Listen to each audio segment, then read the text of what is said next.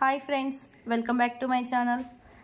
Veg dum biryani with మార్చిన కారంతో kids lunch box.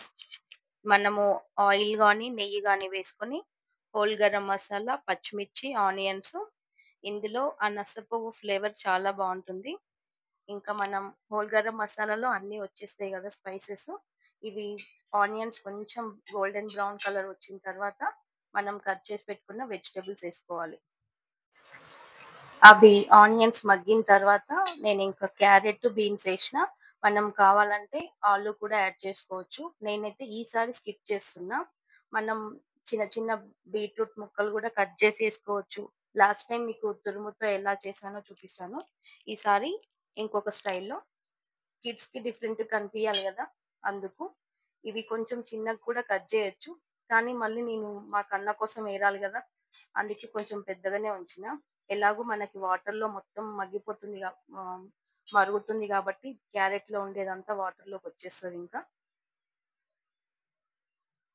Carrot, beans బాగా మగ్గాలి. ఇంకా కొంచెం మీకు ఆయిల్ ఎక్కువ అనిపిస్తుంది, బట్ ఇది కేజీ రైస్ కి, అందుకే కొంచెం ఎక్కువ క్వాంటిటీ వేసిన. కావాలంటే మనం క్యారెట్ ఇంకోటి కూడా యాడ్ చేసుకోవచ్చు, బట్ మన ఇష్టం. ఇంకా మన క్యారెట్, బీన్స్ మగ్గిన తర్వాత పుదీనా పుదీనా కొంచెం ఎక్కువ వేసుకోవాలి, ఫ్లేవర్ చాలా బాగుంటుంది. కొత్తిమీర, ఇవి రెండు మగ్గించుకోవాలి. ఇంకా కొత్తిమీర కన్నా పుదీనా ఎక్కువ వేస్తే చాలా టేస్ట్ వస్తుంది రైస్ లో. బగారన్నం అయినా, పులావ్ అయినా పుదీనా చాలా బాగుంటుంది ఫ్లేవర్.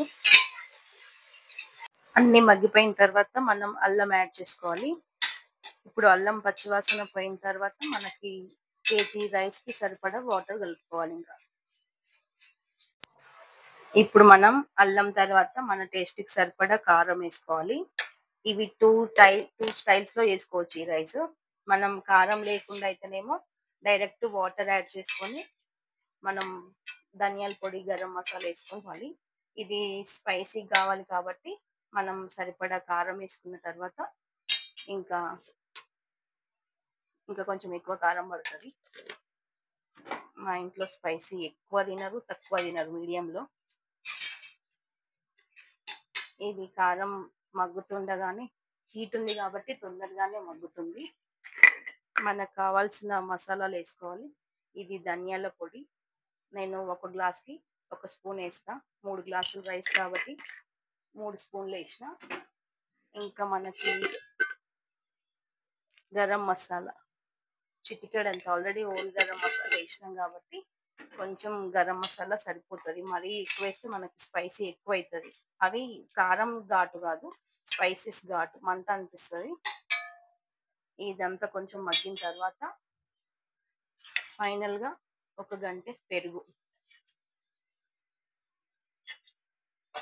దీంట్లో మనం ఆలు యాడ్ చేస్తే చాలా బాగుంటుంది. ఈసారి నేను స్కిప్ చేసిన. ఇది పెరుగు కొంచెం ఇట్లా అయిన తర్వాత మనం వాటర్ యాడ్ చేసుకోవడం. ఫైనల్ గా సాల్ట్ చెక్ చేసుకోవాలి. 2 విజిల్లు పెట్టుకున్నామంటే మన వెజిటేబుల్ రైస్ రెడీ అయిపోతుంది. ఇంకా